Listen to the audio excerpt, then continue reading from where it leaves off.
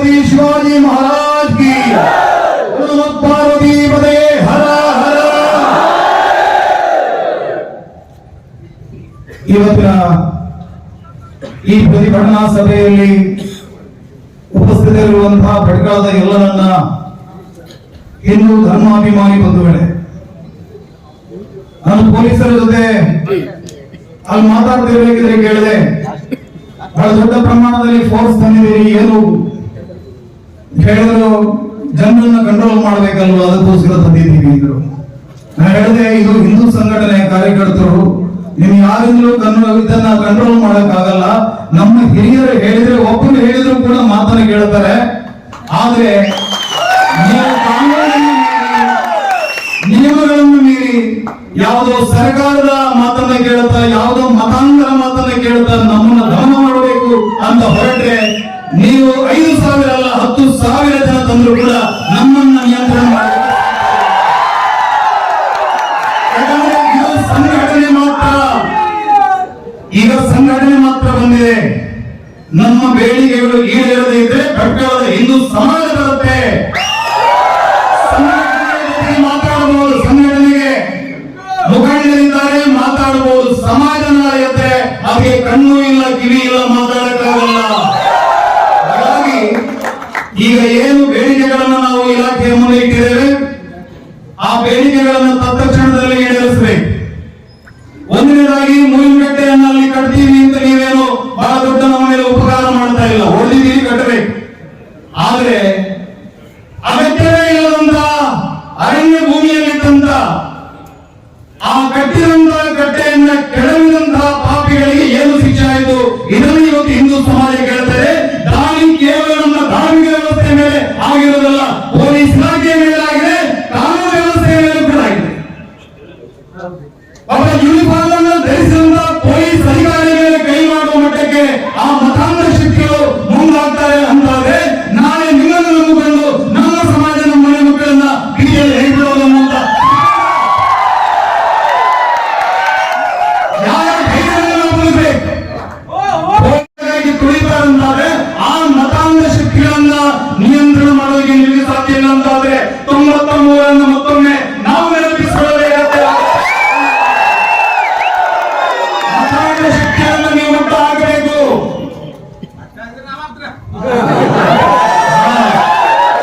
ಕೋಲಾರದಲ್ಲಿ ಐಫೋನ್ ಘಟಕದ ಮೇಲೆ ಕಾರ್ಮಿಕರು ಪ್ರತಿಭಟನೆಯನ್ನು ಮಾಡಿದರು. 7,000 ಜನರ ಮೇಲೆ ಪ್ರಕರಣ ದಾಖಲಾಯಿತು.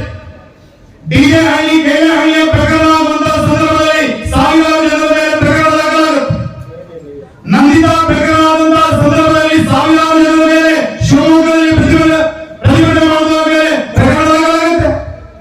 ಹಾಗಾದ್ರೆ ಭಟ್ಕಳದಲ್ಲಿ ಆ ರಾತ್ರಿ ಸೇರಿದಂತಹ 3,000 ಜನರಲ್ಲಿ ಕೇವಲ ನಿಮಗೆ 45-50 ಜನ ಮಾತ್ರ ಸಿಕ್ಕಿಲ್ಲ. ವಿಡಿಯೋ ಫುಟೇಜ್ ಅನ್ನು ಹಿಡಿಕೊಂಡು ಯಾವ ಯಾವ ತಂಜಿನ ನಾಯಕರು, ಇಲ್ಲಿರುವಂತಹ ಯಾವ ಯಾವ ಮತಾಂಧ ಸಂಘಟನೆ, SDPI, PFI ನ ಮುಖಂಡರು ಆ ಸಂದರ್ಭದಲ್ಲಿ ಅಲ್ಲಿದ್ದು ಎಲ್ಲರೂ ಕೂಡ ಪ್ರಕರಣ ದಾಖಲಾಗಿದೆ. ಪ್ರತಿಯೊಬ್ಬರ ಭಟ್ಕಳ ಅಂದ್ರೆ ಇವರು ಅಂದ್ಕೊಂಡಿರ್ಬೋದು, ಯಾರೋ ಅಪ್ಪನ ಹಾಗೆ ಅಂತ ಅಂದ್ಕೊಂಡಿದ್ದಾರೆ. ಭಟ್ಕಳಲ್ಲಿ ಚೆನ್ನ ಬೈರಾದೇವಿ ಅನ್ನಲ್ಲ, ಇದು ಜೈನ ಅರಸರ ಕಾಲದಲ್ಲಿ ಇದೊಂದಾಗಲ್ಲ, ಅದಕ್ಕಿಂತ ಪೂರ್ವದಲ್ಲಿ 1000 ವರ್ಷಗಳಿಂದ ಇದ್ದಂತಹ ಆಚರಣೆ ಇದು. ಮಾರಿಯಘಟ್ಟ ನಾವು ಹೇಳಿದಲ್ಲ, ಶೈವ ಕಾಲೇ ಮಹಾಮಾರಿ ಶೈವ ಸೃಷ್ಟಿ ಭವತ್ಯ ಸ್ಥಿತಿಂ ಕರೋತಿ ಕಲ್ಯಾಣಂ ಶೈವ ಕಾಲೇ ಸನಾತನಿ.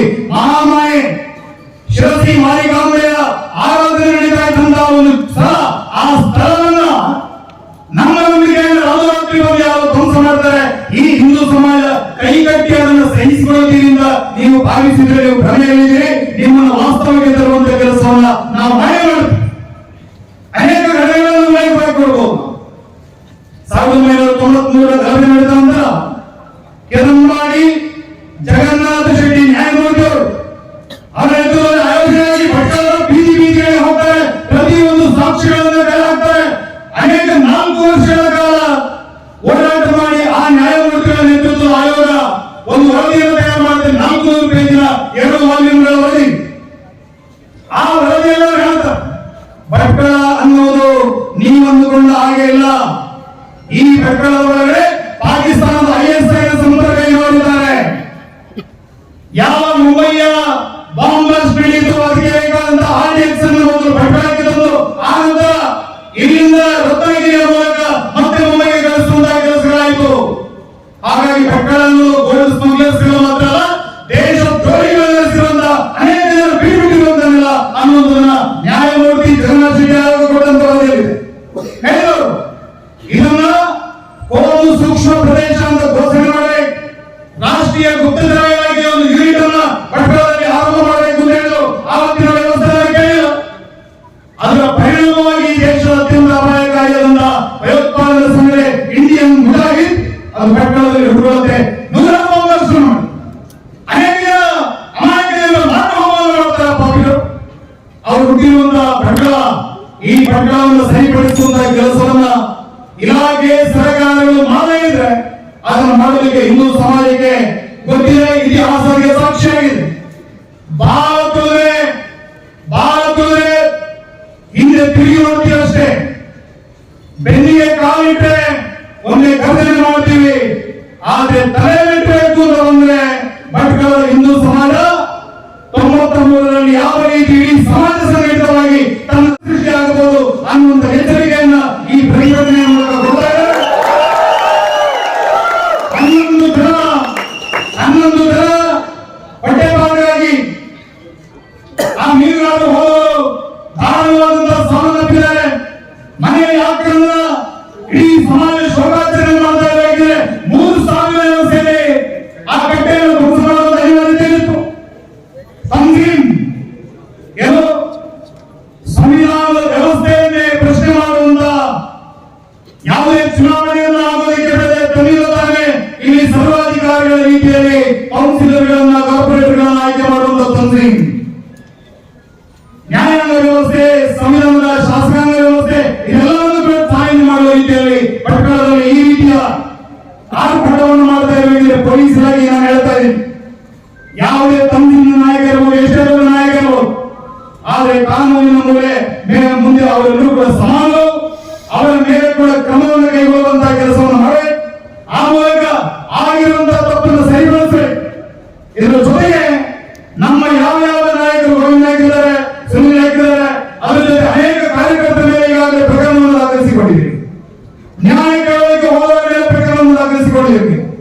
ನೀವೇ ಮೀಟಿಂಗ್ ಮಾಡಿ ಕಟ್ಟಿಯಿಂದ ಹೇಳಿದ್ರೆ ಕಟ್ಟೆಯನ್ನು ಕಟ್ಟಿರೋದು, ಆ ಕಟ್ಟೆಯನ್ನು ಯಾವುದು ಧ್ವಂಸ ಮಾಡ್ತಾರೆ, ಧ್ವಂಸ ಮಾಡಿ 2,000 ಬೇಕಾಗಬಹುದು.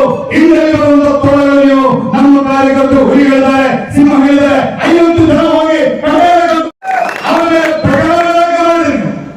ಆ ಪ್ರಕರಣವನ್ನು ಹಿಂಪಡೆಯುವ ಕೆಲಸವನ್ನು ಮಾಡಬೇಕು. ಸಮಾಜ ತಾಲೂಕು ಮಟ್ಟದಲ್ಲಿ ಹೋರಾಟ ಆಗಿದೆ. ಈ ಹೋರಾಟ ಮುಂದೆ ಜಿಲ್ಲಾ ಮಟ್ಟದಲ್ಲಾಗು. ಆ ನಂತರ ಕೂಡ ನಮ್ಮ ಬೇಡಿಕೆಗಳು ಈಡೇರದೇ ಇದ್ರೆ, ಇದನ್ನು ರಾಜ್ಯವ್ಯಾಪಿಯಾಗಿ ಭಟ್ಕಳ ಒಂದು ಕರೆಯನ್ನು ಕೊಡುವಂತ ಕೆಲಸವನ್ನು ಕೂಡ ಹಿಂದೂ ಸಂಘಟನೆ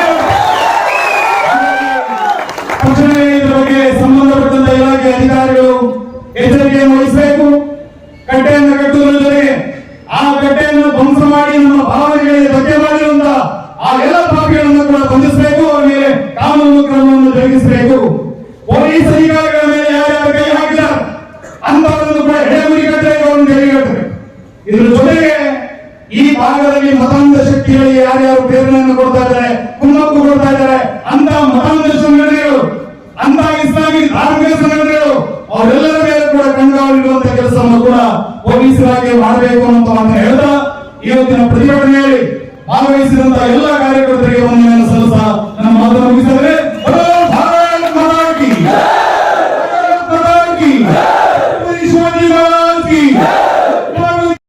ಟಿವಿ ಸದೃಢ ಸಮಾಜಕ್ಕಾಗಿ ಈ ಕಾರ್ಯಕ್ರಮ ತಮಗೆ ಇಷ್ಟವಾದಲ್ಲಿ ದಯವಿಟ್ಟು ಲೈಕ್ ಮಾಡಿ, ಶೇರ್ ಮಾಡಿ, ಸಬ್ಸ್ಕ್ರೈಬ್ ಮಾಡಿ. ಧನ್ಯವಾದಗಳು.